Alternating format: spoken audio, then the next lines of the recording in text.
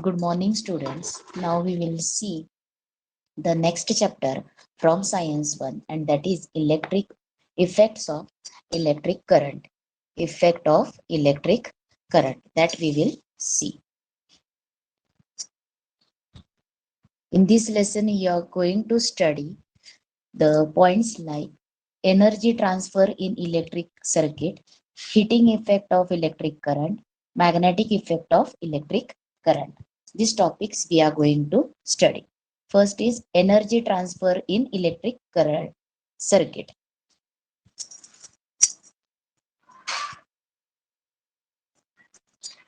The How do we decide that a given material is good conductor of electricity or it is an insulator?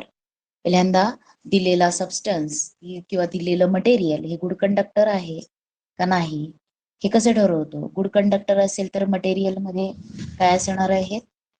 The free electrons present असणार आहेत आणि त्याच्यामुळे काय होणार आहे? Electric current pass होणार आहे. त्याचबरोबर त्या मटेरियलच्या रेझिस्टन्स वरती काय असणार आहे? तो गुड कंडक्टर आहे का इन्सुलेटर आहे हे डिपेंडंट असणार आहे. आता त्याचा जर रेझिस्टन्स जो आहे त्या मटेरियलचा रेझिस्टन्स व्हेरी लो असेल, if the resistance is very low then the material is good conductor, and if the resistance of material is very high then it is a insulator. आता iron is a conductor of, आता तुम्हाला good conductors कोणते आहेत तर metals R good conductor हे तुम्हाला माहिती आहे. आणि मग आता इथं एक क्वेश्चन काय विचारलाय? Iron is a good conductor of electricity, but when we pick up a piece of iron resting on the ground, why don't we get electric shock? आता iron good conductor of electricity आहे, मग आपण जर आयर्नचा piece जो जमिनीवरती आहे तो जर उचलला तर आपल्याला शॉक का बसत नाही, असा क्वेश्चन आहे. मग पहिल्यांदा त्या मटेरियल मधून iron is a good conductor, त्याच्यामधून करंट फ्लो होण्यासाठी त्याला काय केलं पाहिजे? त्याच्या दोन एंड्सला पोटेन्शियल डिफरन्स अप्लाय केलं तरच काय होणार आहे? करंट फ्लो त्याच्यातून होणार आहे. आणि जर आपण एखादं पोटेन्शियल डिफरन्स जर अप्लाय केला नाही तर काय होणार आहे? Electric current does not flow through it. म्हणजे the piece of iron which is resting on the ground, and if the potential difference is not applied across the two ends of iron, then no electric current flows through it. म्हणजे potential difference apply केलेलं नाही म्हणून काय असणार आहे? किंवा तिथे आपण त्या दोन एंड्सला एखादी बॅटरी किंवा सेल जोडलेला नसेल तर इलेक्ट्रिक करंट फ्लो होणार नाही.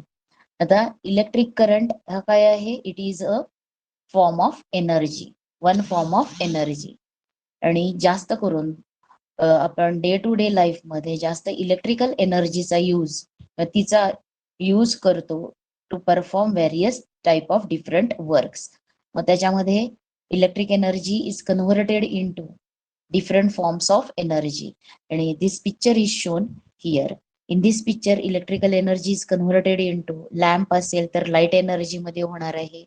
टेलिव्हिजन आहे म्हणजे तिथे तुम्हाला साऊंड एनर्जी, लाईट एनर्जी याच्यामध्ये कन्व्हर्ट होणार आहे. सेकंड पिक्चर मध्ये तुम्हाला फॅन दाखवलेला आहे, मग इथे electrical energy is converted into mechanical energy. आणि इथे तुम्हाला एक इलेक्ट्रिक बेल दिलेली आहे, त्याच्यामध्ये electrical energy is converted into sound energy. हे डिफरंट फॉर्म्स म्हणजे एनर्जी काय होणार आहे? डिफरंट फॉर्म्स मध्ये कन्व्हर्ट करून वर्क परफॉर्म केलं जाणार आहे, म्हणून त्याचे हे पिक्चर्स आहेत. आता इलेक्ट्रिक करंट जो आहे तो कशामधून फ्लो होणार आहे? तर एक इलेक्ट्रिक सर्किट असायला पाहिजे. इलेक्ट्रिक सर्किटचे डिफरंट इलेक्ट्रिकल कंपोनंट्स त्याच्यामध्ये जॉईन केलेले असणार आहेत. मग कंडक्टिंग वायर्स ते कंपोनंट्स जॉईन केलेले असतील आणखीन, मग त्याच्यामधून इलेक्ट्रिक करंट काय होणार आहे? फ्लो होणार आहे. मग इलेक्ट्रिक कंपोनंट्स कोणते तुम्ही बघितलंय मागच्या 9th मध्ये? तुम्ही रेजिस्टर्स बघितलेलं आहे. त्याच्यानंतर different types of electrical components मध्ये प्लग की बघितलेलं आहे. करंट मेजर करण्यासाठी ammeter, current potential difference measure करण्यासाठी व्होल्ट मीटर. हे काय आहे? Different forms, different electrical components. आता असे डिफरंट इलेक्ट्रिकल कंपोनंट्स कंडक्टिंग वायरनं जॉईन केलेले असतात आणि त्याला काय म्हटलेलं आहे, the flow of electric current म्हणजे flow of electric current through a closed circuit, it is closed path, it is called as electric circuit. त्याच्यानंतर इलेक्ट्रोमॅग्नेटिक इंडक्शन काय आहे ते पण तुम्ही या लेसन मध्ये बघणार आहात. इलेक्ट्रिक मोटर, इलेक्ट्रिक जनरेटर काय आहे, that also we are going to study. पहिल्यांदा सर्किट मधून इलेक्ट्रिक करंट पास होण्यासाठी काय इसेन्शियल आहे, तर त्या कंडक्टिंग मटेरियल मध्ये फ्री इलेक्ट्रॉन्स प्रेझेंट असले पाहिजेत. आणि ते फ्री इलेक्ट्रॉन्स काय होणार आहेत, when potential difference is applied, म्हणजेच एक end positive terminal of battery आणि कंडक्टरचं दुसरं end negative terminal of battery जर आपण जॉईन केलं तर या कंडक्टर मधून काय होणार आहे, इलेक्ट्रिक करंट फ्लो होणार आहे. आता त्याच्यानंतरचा पार्ट तुम्हाला काय बघायचं, तुम्ही लास्ट इयर मध्ये potential difference different terms electrical energy मधले स्टडी केलेले आहेत. पोटेन्शियल डिफरन्स असेल, इलेक्ट्रिक करंट आहे, हे या टर्म्स तुम्ही स्टडी केलेले आहेत. मग त्याच्यामध्ये आता energy transfer in an electric circuit, electric circuit मधून एनर्जी ट्रान्सफर कशी होते त्याच्यासाठी आपल्याला ऍक्टिव्हिटी ही बघायची आहे. आता याच्यामध्ये कंडक्टिंग वायर्स, इलेक्ट्रिक बेल, त्याच्यानंतर इलेक्ट्रिकल रेजिस्टन्स, व्होल्टमीटर, ॲमीटर आणि प्लग की हे असणार आहे.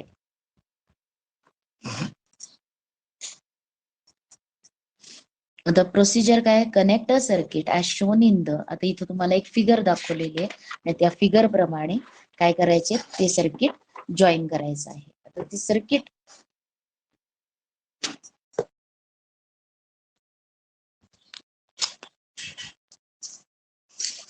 तुम्हाला जॉईन करायचं आहे. आता याच्यामध्ये काय काय यूज केलेलं आहे, तर दिस इज अ रेजिस्टन्स किंवा रेजिस्टर आहे. ए बी हा रेजिस्टर, ए बीच्या अक्रॉस पॅरलल मध्ये व्होल्टमीटर जॉईन केलेला आहे.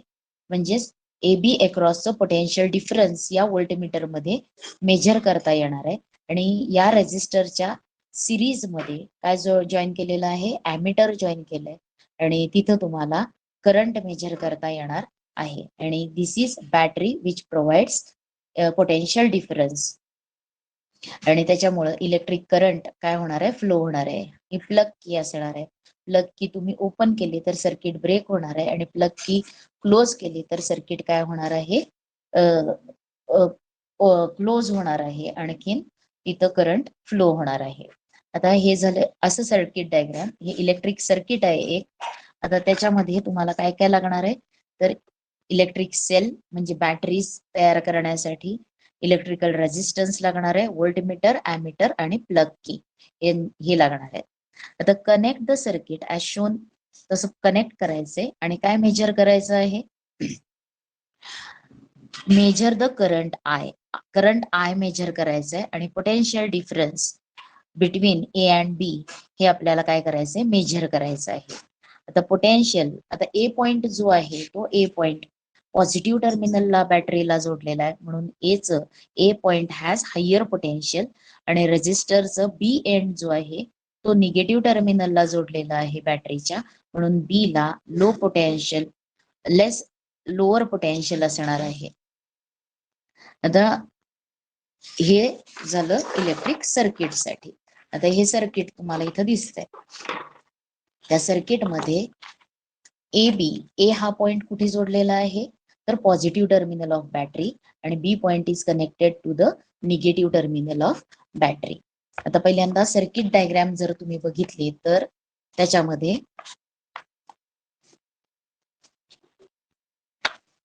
सर्किट डायग्राम मध्ये इलेक्ट्रिक सेल, त्याच्यानंतर प्लग की, त्याच्यानंतर रेजिस्टर आहे. ए बी हा रेजिस्टर, त्या म्हणजे ए पॉइंट हा कोणाला जोडला गेला, पॉझिटिव्ह टर्मिनलला, therefore A has higher potential. आणि बी पॉइंट हा कोणाला जोडलेला आहे, ॲमीटर मधून निगेटिव्ह टर्मिनल ऑफ बॅटरी, म्हणून बी पॉइंटला पोटेन्शियल काय असणार आहे, लोअर असणार आहे ऍज कम्पेअर टू ए. आणि ए आणि बी या पॉइंटच्या मध्ये पॅरलल मध्ये काय जॉईन केलेलं आहे, व्होल्टमीटर जॉईन केलेलं आहे. व्होल्टमीटरची सुद्धा पोलॅरिटीज बघा, पॉझिटिव्ह टर्मिनल ऑफ बॅटरीकडे पॉझिटिव्ह आणि निगेटिव्ह टर्मिनल ऑफ बॅटरीकडे निगेटिव्ह. ॲमीटर सुद्धा तसंच जोडायचं आहे. ॲमीटर सिरीज मध्ये जोडलेलं आहे या रेजिस्टरला आणि व्होल्टमीटर पॅरलल मध्ये. आणि या व्होल्टमीटर मध्ये काय मेजर करायचंय, potential difference across resistor R. आणि ते कशाने डिनोट झालेलं आहे, व्हीएबी. व्हीएबी हे काय सांगणार आहे, पोटेन्शियल डिफरन्स. आता त्याच्यात तुम्ही आता ज्या वेळेला क्यू हा चार्ज फ्लो होणार आहे फ्रॉम ए टू बी, आता करंट फ्लो होतो म्हणजे चार्ज फ्लो होतो. आणि जर क्यू एवढा चार्ज फ्लो होत असेल तर वर्क म्हणजे तुम्हाला वर्क हे काढायला येणार आहे. आणि वर्क इज इक्वल टू काय येणार आहे, तर पोटेन्शियल डिफरन्स इंटू चार्ज. हे रिलेशन तुम्ही 9th स्टँडर्ड मध्ये बघितलेलं आहे. आता हॅज डन वर्क, कुठलं किती किती क्वांटिटीचं वर्क झालेलं आहे, तर वर्क हे किती वर्क झालेलं आहे, पोटेन्शियल डिफरन्स इंटू चार्ज म्हणजे काय असणार आहे, वर्क. तेवढं वर्क काय होणार आहे, फ्लो तयार होणार आहे. आणि has been done on Q while going from A to B. आता ए पासून बी पर्यंत जाताना किती वर्क झालं हे फाइंड करायचंय तुम्हाला. पोटेन्शियल डिफरन्स किंवा पीडी किंवा पोटेन्शियल डिफरन्सचा फॉर्म्युला काय आहे, वर्क अपॉन टाइम. हे तुम्ही वर्क अपॉन चार्ज, क्यू काय आहे, charge, work upon charge. Therefore V is equal to W लिहिलं वर्कसाठी, अपॉन किंवा वर्क हे ठेवा. आणि चार्ज कशाने रिप्लेस करतो आपण, डिनोट करतो क्यू न. म्हणून वर्क इज इक्वल टू काय येणार आहे, work is equal to potential difference into charge. आणि रेजिस्टर आर चा पोटेन्शियल डिफरन्स कशाने डिनोट केलेला आहे, व्हीएबी न डिनोट केलेला आहे. म्हणून इथं तुम्हाला इथं सिम्बॉल फक्त किंवा एक साइन द्या, डब्ल्यू इज इक्वल टू किंवा वर्क कोणतं किती वर्क आहे, तर work VAB Q has been done on Q while going from A to B. आता फ्रॉम वेअर, आता ही एनर्जी किंवा हे वर्क करण्यासाठी एनर्जी कशापासून मिळणार आहे, तर त्याला काय आहे, सोर्स कोणता आहे, तर सेल. या सेल पासून ती एनर्जी मिळणार आहे. आणि तेवढं वर्क केलं जाणार आहे. किती वर्क केलं जाणार आहे, व्हीएबी इंटू क्यू एवढं वर्क केलं जाणार आहे. आणि कुणामुळे केलं जाणार आहे, तर इथं आपण जे सर्किट मध्ये जॉईन केलेली सेल आहे ती एनर्जी प्रोव्हाइड करणार आहे. आता त्याच्यात the cell gives the energy through the charge Q to the resistance where work VAB वर्कची ही मॅग्निट्यूड आहे. ही एवढं वर्क परफॉर्म करण्यासाठी एनर्जी ही कोणापासून मिळणार आहे, सेल पासून मिळणार आहे, बॅटरी पासून मिळणार आहे. If the charge Q flows from A to B in time T, that is work is performed in time t, then during that time energy VABQ is given to the resistor. म्हणजे जर T time कालावधीमध्ये एवढं जर work केलं जात असेल तर energy केवढी, आता वर्क आणखीन एनर्जी हे दोन्ही काय आहेत, इक्वल क्वांटिटीज आहेत. म्हणजे जेवढी वर्क केलं जाणार आहे तेच काय असणार आहे, एनर्जी असणार आहे. हे सुद्धा तुम्ही 9th मध्ये कायनॅटिक एनर्जी च्या वेळेला स्टडी केलेला आहे. Work performed is equal to the kinetic energy म्हणजे एनर्जी. म्हणून वर्क इज इक्वल टू काय लिहिता येणार आहे, energy. Work is equal to काय असणार आहे, एनर्जी. म्हणजेच एनर्जी पण केवढी येणार आहे, व्हीएबी एवढी येणार आहे. व्हीएबी इंटू क्यू एवढी इलेक्ट्रिकल एनर्जी त्या रेजिस्टरला दिली जाणार आहे. आता what happens to this energy, मग त्या एनर्जीचं काय होणार आहे, this energy is received by the resistor and is converted into heat. आता या रेजिस्टरला जी एनर्जी मिळालेली आहे त्याचं कन्व्हर्शन कशामध्ये होणार आहे, हीट एनर्जी मध्ये होणार आहे. The energy provided by the cell to the resistor is converted into heat. त्याचं कन्व्हर्शन कशामध्ये होणार आहे, हीट एनर्जी मध्ये होणार आहे. आणि the temperature of resistor is increased. The temperature, रेजिस्टरचं टेम्परेचर काय होणार आहे, इन्क्रीज होणार आहे. म्हणजे तिथं हीट तयार होणार आहे, जनरेट होणार आहे. म्हणजेच एखाद्या कंडक्टर मधून किंवा रेजिस्टर मधून जर करंट फ्लो झाला तर त्याचं टेम्परेचर राईज होतं, म्हणजेच तिथे हीट जनरेट होते.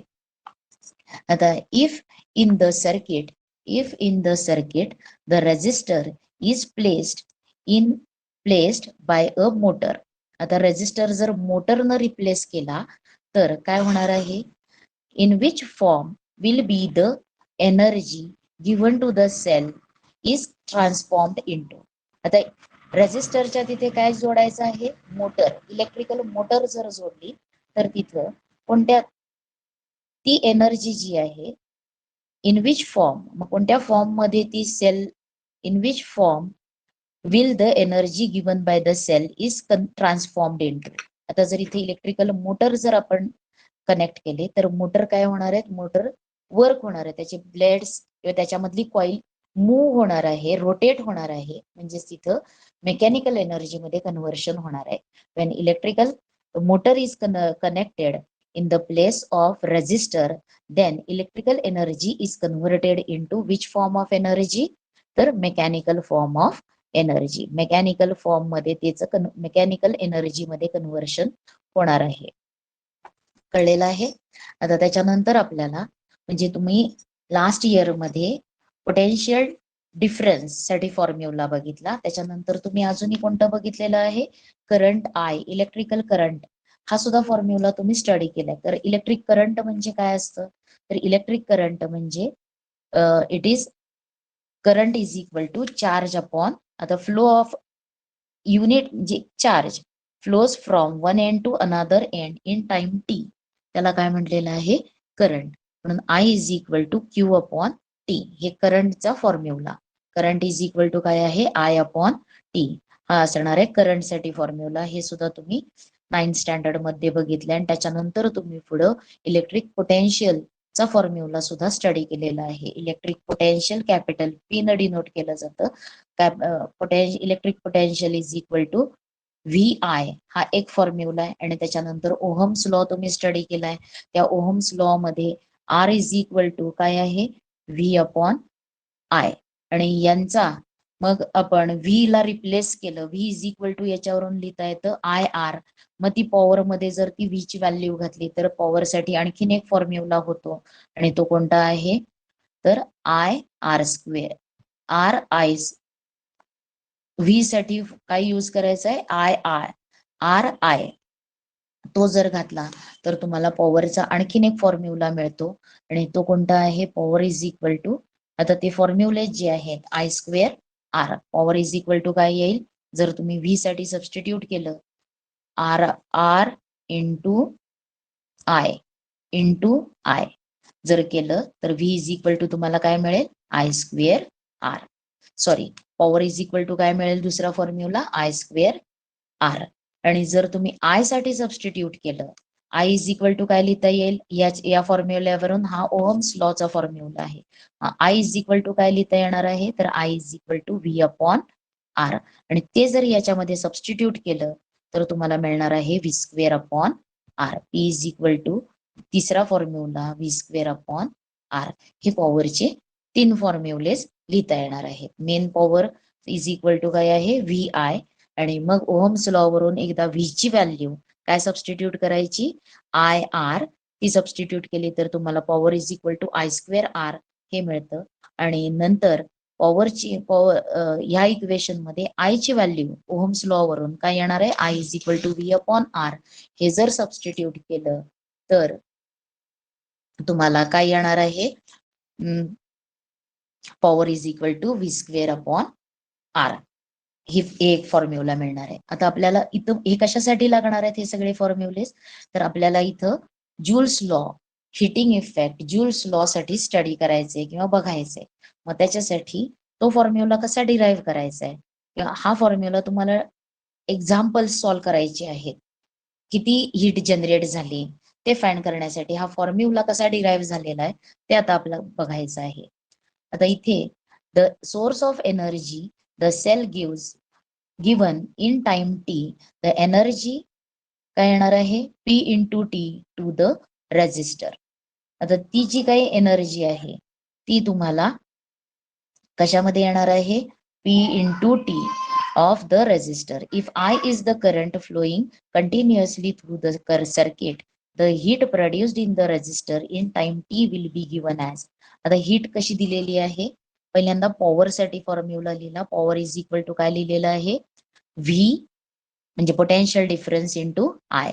आणि हाच फॉर्म्युला नंतर कसा रिप्लेस इथं कसा कसा रिप्लेस झालेला आहे तो बघा. Electric power is equal to energy upon time required. त्याच्यानंतर एनर्जी म्हणजेच वर्क डन, म्हणजे येणार आहे V A B upon Q upon T. V A B into Q upon T equal to, आता क्यू अपॉन टी म्हणजे काय लिहिलेला आहे हा फॅक्टर, हा रेशिओ आय न रिप्लेस केलेला आहे. करंट साठी फॉर्म्युला आहे बघा. क्यू इज इक्वल टू काय फॉर्म्युला आहे, V Q is equal to I T. Q is equal to formula काय आहे, I T. V Q is equal to I T. म्हणून हा क्यू अपॉन टी कशानं रिप्लेस होणार आहे, आय न रिप्लेस होणार आहे. म्हणून तुम्हाला पॉवर इज इक्वल टू काय मिळालं, V I. Power is equal to V I. आता the source of energy the cell gives to the gives in time t the energy p into t. आता जर T time एवढी जर energy दिलेली असेल तर टाइम टी मध्ये energy जी दिलेली आहे ती काय असणार आहे, पी न डिनोट झाली तर टी टाइम मध्ये किती येणार आहे, ती पी इंटू टी.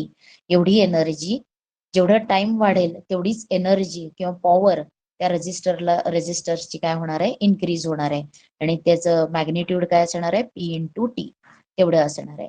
आणि if I is the current flowing continuously through the circuit, the heat produced in the generator resistor in time t will be H is equal to PT. आता heat जेवढी generate होणार आहे ती किती असणार आहे, power into time एवढी असणार आहे, म्हणून पी इंटू टी. आणि आता पी ची व्हॅल्यू घातली, पी ची व्हॅल्यू काय आहे, V A B into I into T. म्हणून आपल्याला हीटचं पहिलं इक्वेशन मिळतं, H is equal to V I T. H is equal to V I T. V म्हणजे पोटेन्शियल डिफरन्स, आय करंट, आणखीन काय असणार आहे, टी टाइम. त्याच्यानंतर अकॉर्डिंग टू ओहम्स लॉ, आता ह्या इक्वेशन मध्ये पोटेन्शियल डिफरन्स जो आहे तो कशाने रिप्लेस होणार आहे, potential difference V is equal to काय लिहिता येणार आहे, ओहम्स लॉ वरून तुम्हाला. आता ओहम्स लॉ कोणता आहे, R is equal to V upon I. त्याच्यावरून व्ही इज इक्वल टू काय लिहिता येणार आहे, I into R. I into R हे लिहायला येणार आहे. म्हणून ते जर घातलं, व्ही इज इक्वल टू काय आलं, व्ही ए बी कशानं रिप्लेस होणार आहे, आय आणि आर न रिप्लेस होणार आहे. त्यावेळेस तुम्हाला एच ची व्हॅल्यू काय मिळणार आहे, तर in that case you will get H is equal to काय मिळणार आहे, ते इथं दाखवलेलं आहे, व्ही स्क्वेअर आणि टी अपॉन आर. काय सबस्टिट्यूट करायचंय, आर ची व्ही ची value, potential difference V is equal to I R येणार आहे, ती व्हॅल्यू घालायची. आणखीन मग तुम्हाला हीट साठी आणखीन एक फॉर्म्युला मिळतो आणि तो कोणता आहे, H is equal to V square T upon R, तो येणार आहे. इथं कसं कसं रिप्लेस केलंय बघा, हे ओहम्स लॉ वरून व्ही ए बी म्हणजे काय लिहायचं, आय इंटू आर. म्हणून इथं व्ही ए बी साठी काय लिहिलेलं आहे, आय इंटू आर. आणि ते जर घातलं तर तुम्हाला काय इक्वेशन मिळणार आहे, आणखीन एक. तर सिमिलरली आपल्याला अजून एक इक्वेशन मिळतं. एकदा ओहम्स लॉ वरून काय करणार आहात, या इक्वेशन मध्ये व्ही आय आहे, व्ही आय टी आहे, त्याच्यामध्ये एकदा व्ही रिप्लेस करायचा.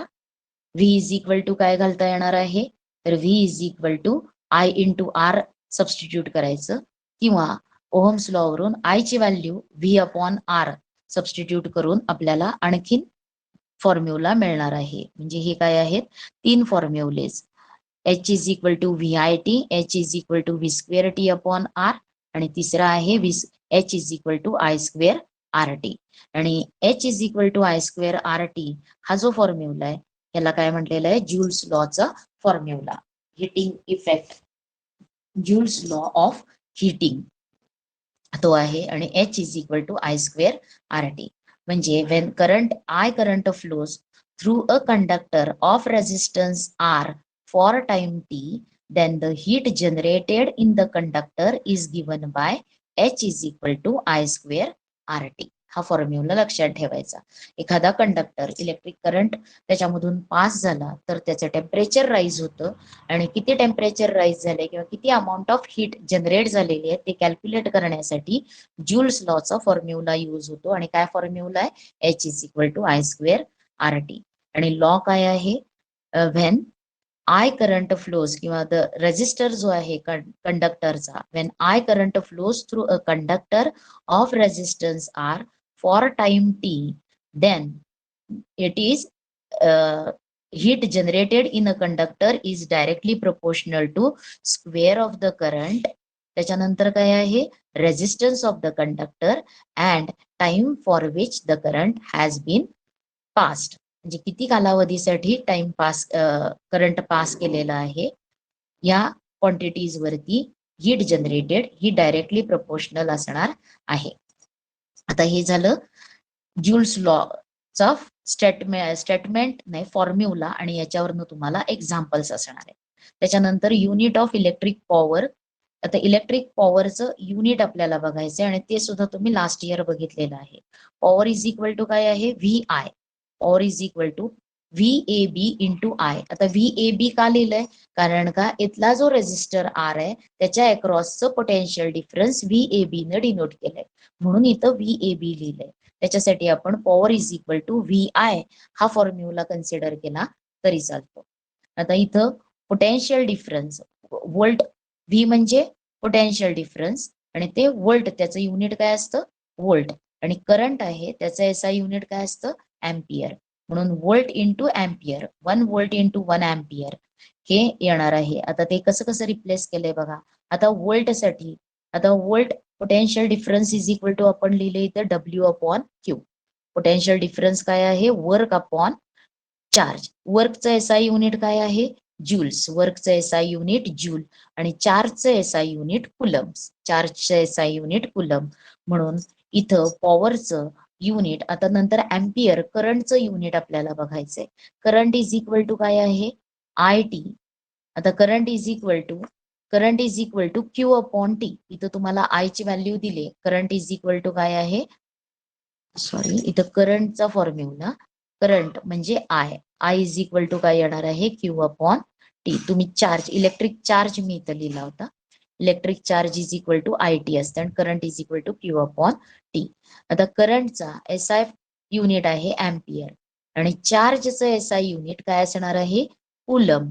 आणि टाइमचं काय असणार आहे? सेकंड्स. म्हणून इथं 1 कुलम अपॉन सेकंड्स लिहिलं. हे कुलम कुलम कॅन्सल होणार आहे आणि तुम्हाला पॉवरचं SI युनिट काय येणार आहे? Joule per seconds. पॉवरचं SI युनिट काय येणार आहे? Joule per seconds. आणि म्हणून पॉवर इज इक्वल टू काय आलं? Joule per second. आणि ते कशानं डिनोट केलेलं आहे? वॅट. म्हणून पॉवरचं SI युनिट काय आहे? Watt. The unit of electric power is watt. आता त्याच्यानंतर heating effect of electric current हा तुम्हाला स्टडी करायचा आहे. आता heating effect of electric current म्हणजे काय? तर when a resistor is connected in the electrical circuit, heat is produced in it. त्या रेजिस्टरमध्ये हीट प्रोड्यूस होणार आहे due to the current. Current ज्यावेळेस फ्लो होणार आहे त्यावेळेस त्या रेजिस्टरमध्ये हीट जनरेट होते आणि this is known as heating effect of electric current. त्याला म्हटलेलं आहे heating effect of electric current. आता इथं तुम्हाला काही काही डायग्राम्स दाखवलेले आहेत. आता तुम्ही जर इलेक्ट्रिक बल्ब घेतला तर इलेक्ट्रिक बल्ब मध्ये काय आहेत? इथं फिलामेंट असतं. काय आहे इथे? फिलामेंट. आणि ती जर फिलामेंट बघितलं तर असं कॉईल, एक गुंडाळलेली कॉईल असणार आहे, कंडक्टिंग वायर, याच्यापासून ती काय होणार आहे? फिलामेंट तयार होणार आहे. आता असे जे वाइंडिंग्स आहेत कंडक्टिंग वायर्सचे, हे जे लूप्स तयार केलेले आहेत त्या लूप्सच्या ह्याला काय म्हणायचंय? सॉलेनॉइड म्हणायचंय. काय म्हणायचंय त्याला? सॉलेनॉइड. किंवा कॉइल्ड वायर आहे, कॉइल्ड कॉईल. आणखीन दुसरी आहे सॉलेनॉइड. आता सॉलेनॉइड म्हणजे काय ते सुद्धा पुढे तुम्हाला स्टडी करायचंय. समजा एखादी इलेक्ट्रिक कंडक्टिंग वायर, ती जर आपण कंडक्टिंग वायर जी आहे त्या कंडक्टिंग वायरला, ही कंडक्टिंग वायर आहे आणि त्याला जर आपण गुंडाळलं, वाइंडिंग्स केले, एखाद्या रॉड, नॉन कंडक्टर रॉड असेल त्याच्यावरती तुम्ही जर त्याला वाइंड केलं तर त्याला असा लूप सारखा शेप येणार आहे. आणि तो जो आहे, हे जे आहे त्याला काय म्हटलेलं आहे, सॉलेनॉइड म्हटलेलं आहे. आता असं जी काही वायर आहे कंडक्टिंग, त्याची कॉईल केली, गुंडाळलेली आहे ती, आणि त्याला काय, त्याचा यूज इथं केला जातो. मग इथं तुम्हाला heating effect of electric current, त्याच्यासाठी एक्झाम्पल्स पहिल्यांदा heating effect of electric current वरती वर्क होणारे डिव्हाइसेस कोणते आहेत, तर कुकर, इलेक्ट्रिक कुकर, त्याला इंडक्शन म्हटलं जाईल. त्याच्यानंतर कॉईल ऑफ हीटर, हीटर जे आहे त्याच्यामधली कॉईल, या तुम्ही बघितलेल्या असतील, या कॉइल्स कशा असतात.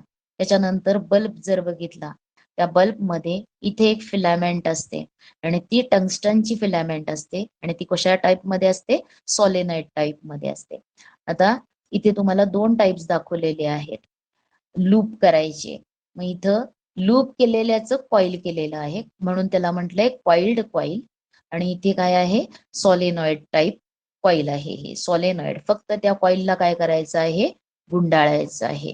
म्हणजे एखाद्या आयर्न रॉड असेल, मग इलेक्ट्रोमॅग्नेट तयार करण्यासाठी आयर्न रॉड वरती ती केली जाईल. ते मॅग्नेटिक इफेक्ट मध्ये तुम्ही स्टडी कराल. आणि इथं हिटिंग इफेक्ट साठी, आता टंगस्टन हा जो बल्ब आहे, त्या बल्ब मध्ये इनकॅन्डिसेंट बल्ब त्याला म्हटलं जातं, आणि ह्याच्यामध्ये कोणती फिलामेंट म्हणून कोणती यूज केली जाते, सॉलिनॉइड कोणत्या मटेरियलचं असतं, तर टंगस्टन मटेरियलचं असतं. आता ज्या वेळेला हीट करंट पास होणार आहे, त्यावेळेस तो कंडक्टर काय होणार, त्याचं टेम्परेचर राईज होणार आहे, आणि टेम्परेचर तो हीट होणार आहे, आणि हीट झाल्यावरती, टेम्परेचर राईज झाल्यावरती ते मटेरियल काय करणार आहे, टंगस्टन लाईट इमिट करणार आहे. आता इथं तुम्हाला हिटिंग इफेक्ट वरती वर्क होणारे डिव्हाइसेस दिलेले आहेत. वॉटर बॉयलर आहे, इलेक्ट्रिक कुकर आहे, इलेक्ट्रिक बल्ब आहे. त्याच्यानंतर हिटिंग इफेक्ट च्या वरती वर्क होणारे devices. The electrical conductors have higher resistivity are used here. आता कंडक्टर जो असं वापरायचा आहे, ती कॉईल जी आहे, त्या कॉईलचा रेझिस्टन्स काय असायला पाहिजे, त्यांचा रेझिस्टन्स किंवा हायर रेझिस्टिव्हिटी असलेले कॉइल्स त्या हिटिंग इफेक्ट वरती वर्क होणाऱ्या डिव्हाइसेस मध्ये यूज केले जात असतात. मग इलेक्ट्रिक आयर्न आहे, जी इस्त्री आहे, त्याच्यामध्ये सुद्धा कॉईल जी वापरली जाते, त्याचा रेझिस्टन्स, त्याची रेझिस्टिव्हिटी काय असणार आहे, हायर रेझिस्टिव्हिटी. आणि हायर रेझिस्टिव्हिटी कोणाची असते, तर अलॉयज आहेत, त्यांची असते हायर रेझिस्टिव्हिटी मेटल पेक्षा. म्हणून हिटिंग इफेक्ट हिटिंग इफेक्ट वरती वर्क होणारे जे डिव्हाइसेस आहेत, त्यांच्यामध्ये कंडक्टर म्हणून कशाची कॉईल वापरली जाणार आहे, अलॉयची कॉईल वापरली जाणार आहे. मग नायक्रोम असेल, असे अलॉय त्याची यूज होणार आहे. बघा इथं फॉर एक्झाम्पल, आता कोणाचा हायर रेझिस्टिव्हिटी असलेला कोणता आहे अलॉय, इथं दिलेला नायक्रोम दिलेला आहे. तो यूज केला जातो इलेक्ट्रिक हीटर, कुकर, त्याच्यामध्ये रजिस्टर म्हणून. आणि त्याच्यानंतर इलेक्ट्रिक बल्ब मध्ये कोण यूज केला जाणार आहे, तर टंगस्टन वायर ही यूज केली जाणार आहे. आता हा टंगस्टन वायर, टंगस्टन हा मेटल आहे, हा एलॉय नाही. मग आता इलेक्ट्रिक बल्ब मध्ये टंगस्टन काय यूज केलं जातं, तर टंगस्टन मध्ये कोणती प्रॉपर्टी आहे, तर त्या वायर टंगस्टन हीट केल्यावरती, आता ज्यावेळेस इलेक्ट्रिक करंट त्याच्यामधून पास होणार आहे, त्यावेळेस त्याचं टेम्परेचर जे आहे ते 3400 डिग्री सेल्सिअस एवढं राईज होणार आहे. आणि ते तेवढं राईज झाल्यानंतर ही लाईट इमिट होणार आहे. आणि आता एवढी hot wire also radiates heat in a certain extent.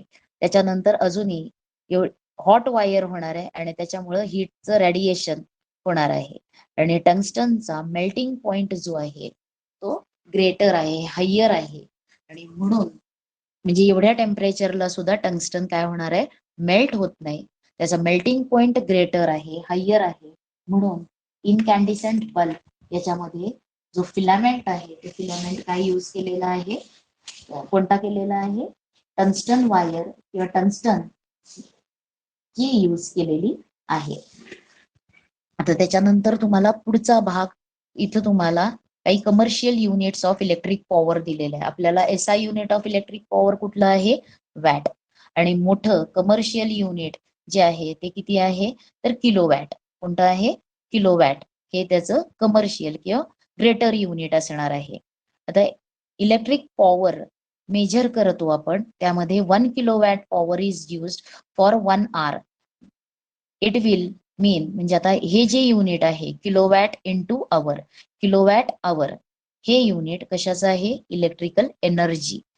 आता इलेक्ट्रिकल पॉवर म्हणजे काय आहे तर power, electrical power is equal to, formula बघा, इलेक्ट्रिकल पॉवर हे सुद्धा तुम्ही लास्ट इयर बघितलेलं आहे. Electrical power is equal to काय असतं तर इलेक्ट्रिकल एनर्जी युज्ड किंवा त्याला कन्झ्युम्ड म्हणायचं. Electrical energy used upon time, काय येणार आहे टाइम. मग आता इलेक्ट्रिकल एनर्जी युज्ड म्हणजेच काय असणार आहे इज इक्वल टू, हे जर काढायची झाली ही क्वांटिटी काढायची झाली तर काय येणार आहे इलेक्ट्रिकल पॉवर इंटू काय होणार आहे time, into time. Electrical energy consumed म्हणजे यूज किती झाली इलेक्ट्रिकल एनर्जी हे जर काढायचं झालं तर काय येणार आहे इलेक्ट्रिक पॉवर इंटू टाइम यांचा काय असणार आहे प्रॉडक्ट.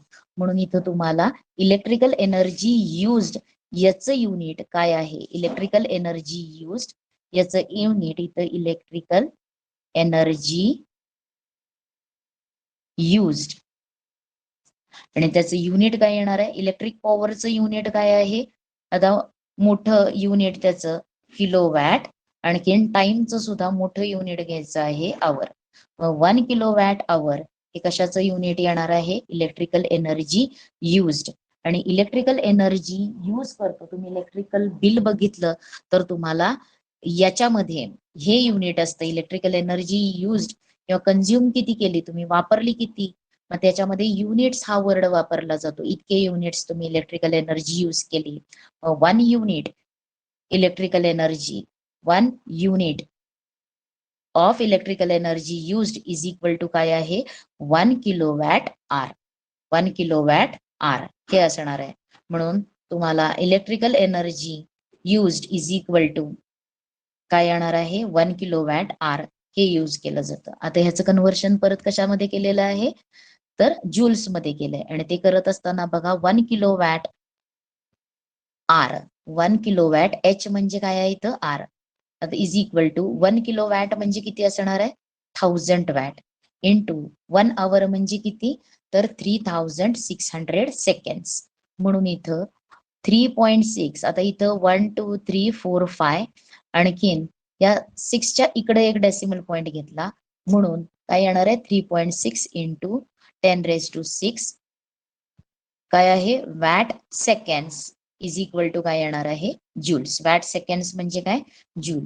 म्हणून 1 kilowatt hour is equal to किती ज्यूल्स येणार आहेत तर 3.6 इंटू 10⁻⁶ ज्यूल्स. हे रिलेशन चुकून विचारलं तर माहिती असावं आपल्याला, इथं दिलेलं आहे, कळलेलं आहे. आता त्याच्यानंतर सेव्हरल टाइम्स वी हिअर काय आहे और read about the building catching fire due to short circuit. Sometimes if we switch on an equipment in our house, the electrical fuse wire melts. आता खूपदा आपल्याला असं लक्षात येतं की काही शॉर्ट सर्किट होतं आणि त्याच्यामुळं फायर ऍक्सिडेंट कॉज होता. आता डोमेस्टिक इलेक्ट्रिकल सर्किट सुद्धा 9th मध्ये तुम्ही बघितलंय.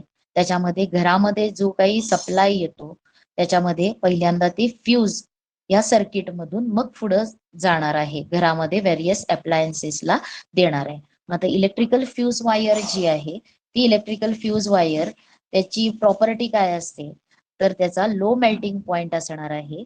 आणखीन जर काही कारणानं ग्रेटर करंट जर फ्लो झाला तर ती वायर टेम्परेचर त्याचं राईज होऊन ती मेल्ट होणार आहे आणि सर्किट ब्रेक होणार आहे. आणि सर्किट ब्रेक झाल्यानंतर जे काही फायर ऍक्सिडेंट कॉज होणार आहेत तो ऍक्सिडेंट आपल्याला किंवा काही डॅमेज असेल इलेक्ट्रिकल अप्लायन्सेसचं ते अवॉइड करता येणार आहे.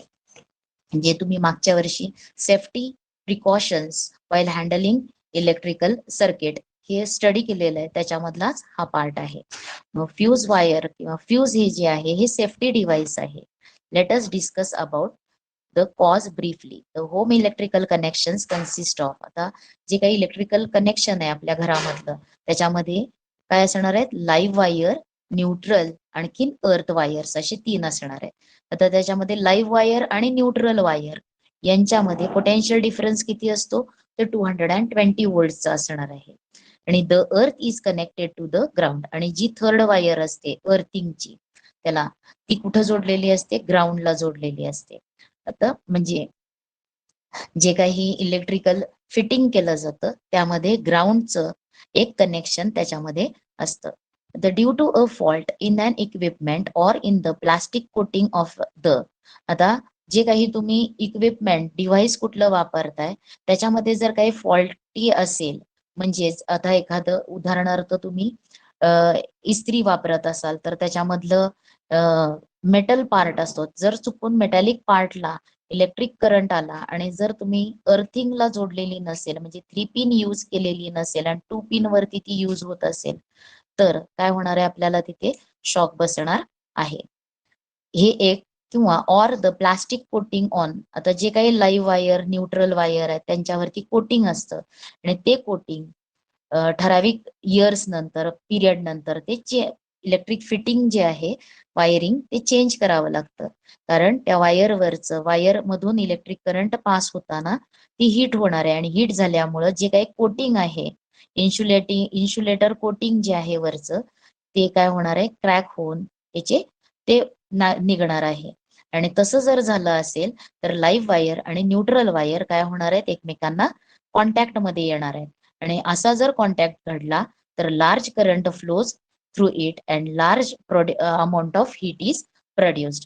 आणि इफ अन इन्फ्लेमेबल मटेरियल, मग आता त्याच्या जवळ जर फायर कॉज होणारं मटेरियल जर जवळ असेल, फॉर एक्झाम्पल वूड असेल, क्लॉथ, प्लास्टिक असं जर जवळ असेल, तर काय होणार आहे, दॅट प्लेस गेट फायर, म्हणजे तिथे it get fire, it catches fire. Therefore a fuse wire is used. मग फ्यूज वायर हे काय आहे, अ प्रिकॉशनरी मेजर आहे. We have learn about the fuse wire in previous standard. As soon as high current flows in the circuit, the fuse wire melts. आणखीन circuit break होणार आहे आणि जे काही मिशेफ घडणार आहे, ते दुर्घटना घडणार आहे. मिशेफ म्हणजे काय, दुर्घटना, ती अवॉइड करता येणार आहे. आता त्याच्यानंतर तुम्हाला इथं टाइप्स दिलेले आहेत फ्यूज, कोणते कोणते फ्यूज साठी हे डिफरंट टाइप्स ऑफ फ्यूज जे यूज केले जातात सर्किटमध्ये त्याची माहिती दिलेली आहे. Many times particularly in the summer season huge electrical power is. आता शॉर्ट सर्किट हे कशामुळे होणार आहे, तर फायर ऍक्सिडेंट्स कशामुळे कॉज होतात इलेक्ट्रिक सर्किटमध्ये तर पहिला आहे शॉर्ट सर्किट. काही कारणानं लाईव्ह आणखीन न्यूट्रल वायर यांचा कॉन्टॅक्ट झाला, त्या जर कॉन्टॅक्ट झाला तर होणार आहे. आणि दुसरं काय आहे, तर ओव्हरलोडिंग मुळे सुद्धा शॉर्ट सर्किट कॉज होत असतं. ओव्हरलोडिंग कधी होणार आहे, तर during summer huge electrical power is used. Electrical power म्हणजे एकाच वेळेला हाय रॅटिंग, म्हणजे हाय पोटेन्शियल डिफरन्स लागणारे जे काही हाय रॅटिंग असलेले डिव्हाइसेस एकाच वेळेला यूज केले, मग कोणते असणार आहेत, तर तिथं हीटर असेल, इलेक्ट्रिक मोटर असेल, अशा प्रकारे electric iron, fan, electric fan, हे जर डिव्हाइसेस एकाच वेळेला जर स्टार्ट होत असतील, चालू केले, मग the huge electrical power is used in the evening due to home lighting, fan असेल, air conditioner, use of electricity in shops etcetera. आणि as a result excessive current is drawn from a transformer supplying the electricity. असं जर जास्त प्रमाणामध्ये एकाच वेळेला हे devices सुरू असतील तर ट्रान्सफॉर्मर मधून greater amount of current flow होतो. And if the capacity of the transformer is insufficient, its fuse wire melts and the supply get shut down. तो सप्लाय ब्रेक होणार आहे, शंट होणार आहे. शंट म्हणजे ब्रेक होणार आहे तिथं सप्लाय, तो शंट डाऊन होणार आहे. आणि such event occurs due to overloading, ते ओव्हरलोडिंग मुळे होणार आहे. आता इथं तुम्हाला डिफरंट टाइप्स ऑफ फ्यूज दिलेले आहेत. आता त्याच्यानंतर इथं तुम्हाला अजून एक माहिती दिलेली आहे आणि ती कोणती आहे तर आता मिनिएचर सर्किट ब्रेकर्स हे सर्किट्स मध्ये यूज केले जातात. मिनिएचर सर्किट ब्रेकर्स हे यूज केले जातात. आता हे सुद्धा फ्यूज म्हणून ऍक्ट होणार आहेत. आता इथं त्यांचे डायग्राम्स आहेत. द मिनिएचर सर्किट MCB त्याला म्हटलेलं आहे. Switches are used in homes when the current in the circuit suddenly increases, these switches opens. जर काही कारणानं सडन इन्क्रीज झाला करंट मध्ये तर हे ओपन होणार आहेत. आणखीन द करंट स्टॉप होणार आहे. आणि different types of MCBs are in use. आणि याच्यामध्ये युजल आता entire house however the usual fuse wire is used. आता याच्यासाठी तुम्हाला डायरेक्ट क्वेश्चन असेल पाठीमाग हे डिव्हाइस काय आहे आणि त्याचा यूज कशासाठी आहे, त्याचं फंक्शन काय आहे. तर इथं फंक्शन काय असणार आहे, हे फ्यूज आहेत एक प्रकारचे. आणि जर करंट एक्सिड झाला, सडनली इन्क्रीज झाला तर काय होणार आहे, इथं सर्किट हे मेल्ट होणार आहे आणि सर्किट ब्रेक होणार आहे. हे मिनिएचर सर्किट ब्रेकर त्यांना म्हटलेलं आहे.